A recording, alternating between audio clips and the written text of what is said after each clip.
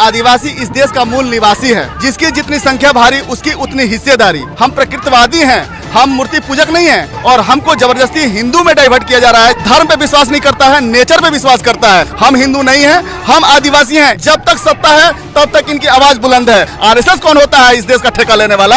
हम भारत बोलते हैं, हम हिंदुस्तान कभी नहीं बोलते हैं। किसान परेशान है, नौजवान परेशान है। बहुत लोगों का घमंड रहा, घमंड सबके चकनाचूर हुए हैं। कांग्रेस ही भाजपा है और भाजपा ही कांग्रेस है। जब अधिकार की बात आती है तो हम सब छोटी छोटे टुकड़ों में जाति के नाम पर बांट दिया जाता है और जब वोट लेना आता है तो हिंदू है। अरे भाई किस बात के हिंदू हैं? मीडिया इसलिए नहीं दिखाता है कि हाई कास्ट के लोग उसको ये बलात्कार करते हैं। हिंदू माने होता है क्या? चोर, उठाए, गुलाम। मीडिया हमको नहीं दिखाती है सर। मीडिया थर-थर कांप रही है कि दिखा देंगे, मोदी उठा के बंद कर देंगे। और मोदी सबसे महान आदमी है कि सब उठा करके बेच दी।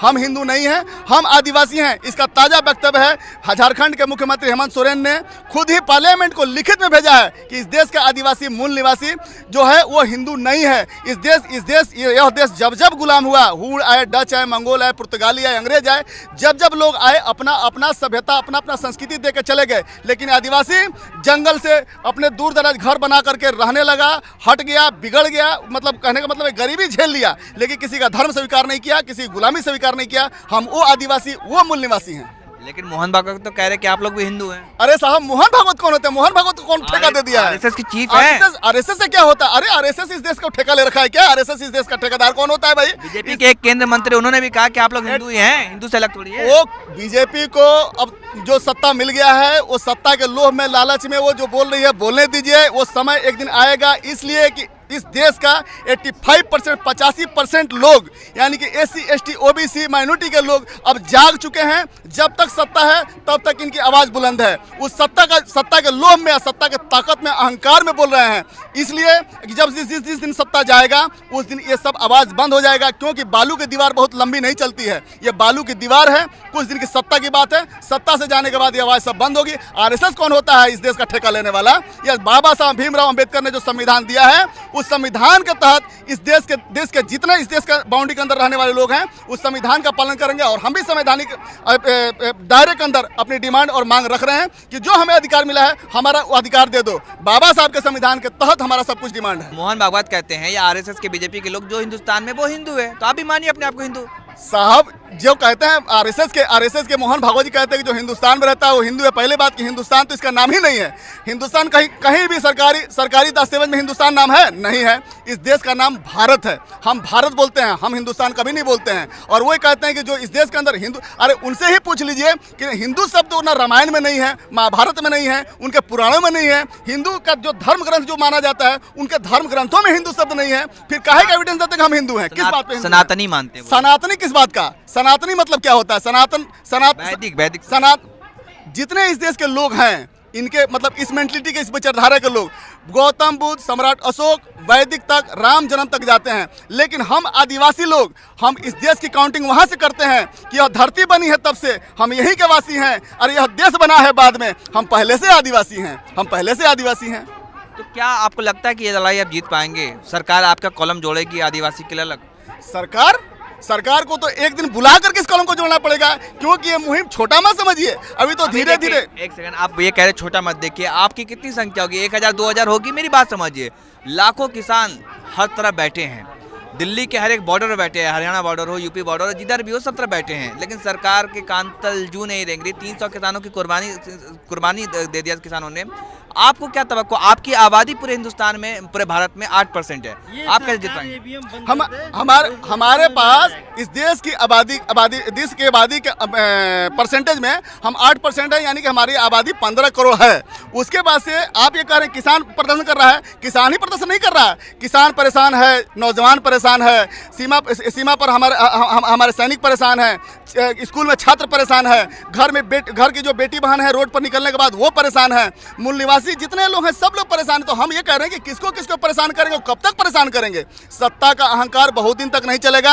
85% लोग अब जाग चुके हैं। ये धरना प्रदर्शन जिस दिन सब लोग सारे भारत के सारे शहरों में गलियों से निकल करके जब गूंजेगा तो इनकी क्षमता नहीं कि इस मूल निवासी का क्षमता का आकलन कर सकें, क्योंकि अब ये पानी पानी हद से सर से ऊपर जा रहा है, और ये जिस दिन पानी सर से ऊपर चला जाएगा ये मूल निवासी अपना हक और अधिकार लेकर रहेगा। इस लड़ाई को छोटा मत समझें आप। चलिए, आपकी मांग है कि ये आपका कहना है कि इस लड़ाई को छोड़ा मत समझे, लेकिन जल जंगल जमीन की बात होती है। क्या लगता है कि आपकी मोदी सरकार 7 साल हो चुके हैं, होने वाले हैं, 1 महीने बाकी है, लेकिन क्या लगता है कि आपकी बात मानेंगे? देखिए, ये गुरु तानाशाही सरकार अपने आप तानाशाही समझ रही है।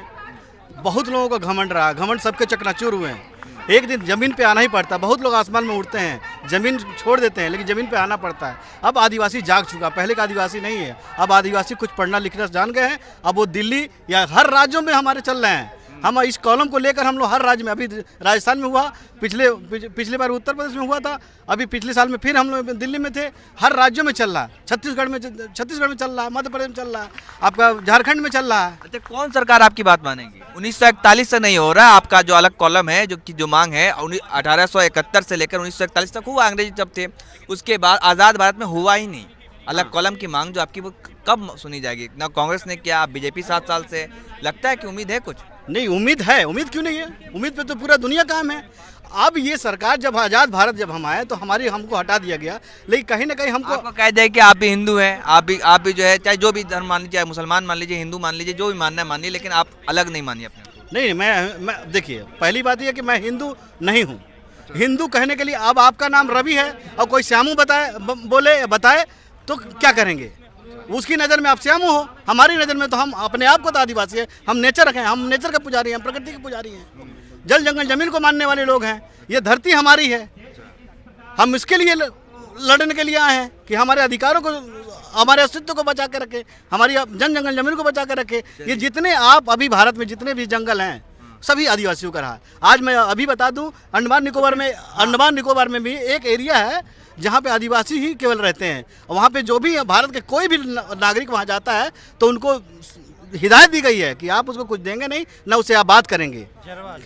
जरावा जनजाति के लोग, ये हम लोग आदिवासी जनजाति जो लोग हैं यहाँ के, हमें डिस्टर्ब ना करें, हमें छूने की कोशिश ना करें। हम लोग जब उग्र लेंगे तो बहुत भयंकर उग्र होगा। जाति जो है, जो भी देखिए, आपने कहा जिसका जिक्र किया अंडमान निकोबार की, वो जाति तो ना कपड़ा पहनना जानती है, कुछ भी नहीं जानती है वो। और आदिवासी तो आप इतना अच्छा भाषा बोल भी रहे हैं। नहीं, आपका ये सवाल है कि वो कपड़ा पहनना नहीं जानती है, लेकिन आपको ये पता होना चाहिए कि जब दुनिया के अंदर 2003 में जब सुनामी आई थी तो जितने समुद्र किनारे सुनामी की लहर में आने वाले लोग थे सब के सब मारे गए। और वो 400 जारवा जनजाति 3 दिन पहले पहाड़ों पर चढ़ गई थी। जबकि जापान ने इस पर सर्च किया और जापान ने बोला था, उनके पेपरों में भी आया था कि इनके पास कौन सी टेक्नोलॉजी है कि इसमें से एक भी नहीं मरे। हम प्रकृति की भाषा को समझते हैं, हमारा DNA अभी शुद्ध है, प्रकृति की भाषा को, नेचर की भाषा को समझते हैं। कपड़ा नहीं पहनते तो क्या हुआ? वो कपड़ा पहनना कोई बड़ी बात नहीं है, कपड़ा तो पहन लेंगे, लेकिन जो हमारे प्रकृति का ज्ञान है वो किसी के पास नहीं है, वो जारवा जनजाति के पास है। आज भी उनके पास ना थायराइड है, ना शुगर है, ना हार्ट है, कोई किसी भी तरह की जो भी बीमारी है, ना कैंसर है। एक भी आदमी उसमें इस तरह का पेशेंट नहीं पाया जाएगा। एक भी आदमी को बीमारी नहीं है। हम नेचरवादी लोग हैं, नेचर को मानने वाले लोग हैं साहब। RSS तो कहता है कि हिंदू राष्ट्र बनाएंगे, इस देश को पूरे हिंदू राष्ट्र बना देंगे, तो फिर कैसे आप लड़ाई लड़ेंगे? आप कहने के लिए बहुत लोग कितनी बार मैं बोल चुका कि RSS कौन होता है देश का ठेकेदार? भाई जितने लोग, मोदी जी RSS की शाखा से आए, अमित शाह जी देश के गृह मंत्री हैं, सारे अभी तो देश में उनका ही राज चल रहा है। आप कैसी बात कर रहे हैं? सत्ता आती जाती रहेगी। इसके पहले आपको कहाँ इंसाफ मिला? हाँ, हमें इंसाफ नहीं मिला इसलिए कि इसके पहले जो भी सरकार थी, कांग्रेस ही भाजपा है और भाजपा ही कांग्रेस है। कभी जो कांग्रेस की सरकार में कुछ सांसद थे वो लोग आज भाजपा में आकर इसकी सरकार चला रहे हैं। लेकिन हम आवाज़ को अपनी बुलंद कर रहे हैं और अपनी आवाज़ को बुलंद करके, और एक दिन, आज नहीं तो कल, जिस दिन मूल निवासियों का सत्ता आएगा, हमारा काम अपने आप आसानी से हो जाएगा। 8% आप ले लेंगे सत्ता? 8%? हम 8% ही नहीं बोल रहे हैं। हमने तो कहा कि हम सारे लोग अपने इस मुहिम में साथ हैं। इस देश का 85% मूल निवासी, SC ST OBC और माइनॉरिटी, सब लोग, हम लोग एक साथ हैं। ये लड़ाई देसी और विदेशी की है। जो 85% लोग हैं वो आप ये बात कह रहे हैं 85%, एक बार हिंदू मुसलमान होगा सब एक साथ हो जाएंगे, आप अलग हो जाएंगे। वो अब इस कंसेप्ट को ना हिंदू मुसलमान जो है ना वो समझ रहा है। वो लोग समझ रहे हैं कि ये लोग हमको लड़ाते हैं और हम इनके झांसा में नहीं आने वाले हैं। अब जितना भी नए लोग हैं, सब पढ़े लिखे लोग हैं, इनके झांसा में आने वाले नहीं है। ये कुछ भी कहें, अब मुस्लिम के नाम पर नहीं लड़ेंगे। अब हर रोज लड़ाई होगी देसी और विदेशी के नाम पे। जब किसान आंदोलन हुआ तो कहा गया कि किसानों को जो हिंदू थे उनको भड़का दिया गया था, कि 24 करोड़ मुसलमानों का डर दिखा दिया गया था 100 करोड़ हिंदुओं को। लेकिन अभी देखिए कि गाजियाबाद की एक घटना, एक छोटे से बच्चे मंदिर में पानी पी लेता है आसिफ, उसको मारा जाता है, पीटा जाता है। झारखंड में एक शख्स को चोरी के इल्जाम में मार। आज से 10,000 साल पहले मेहरगढ़ से शुरुआत होता है। हड़प्पा मोहनजोदड़ो में भी यही बाना दिखता है, यही कोटो दिखता है, यही कुंजार कोटो दिखता है, 3 सिंह पहना हुआ, धारण किया हुआ हमारा पुरखा दिखता है। तो जब हजारों साल हमारी जो संस्कृति है, हमारे पुरखों के द्वारा बनाया गया हड़प्पा मोहनजोदड़ो जैसे आधुनिक सभ्यता है, उस सभ्यता के हम लोग वाहक हैं और सतत हम लोग यहीं रहे, इसी धरती में रहे, इसी माटी धरती की सेवा करते रहे। इस कारण हमारा नारा भी रहता है, सेवा सेवा रहता है, सेवा जोहार रहता है। तो हम ये जोहार संस्कृति के हैं, सेवा करने वाले लोग हैं। और इस चीज़ का बाहरी आक्रमणकारी प्रजातियों ने गलत इस्तेमाल करके हमारा जो सिस्टम है, हमारा प्रकृति के साथ रहने का जो सिस्टम है, उसको वो ख़त्म कर दिए हैं।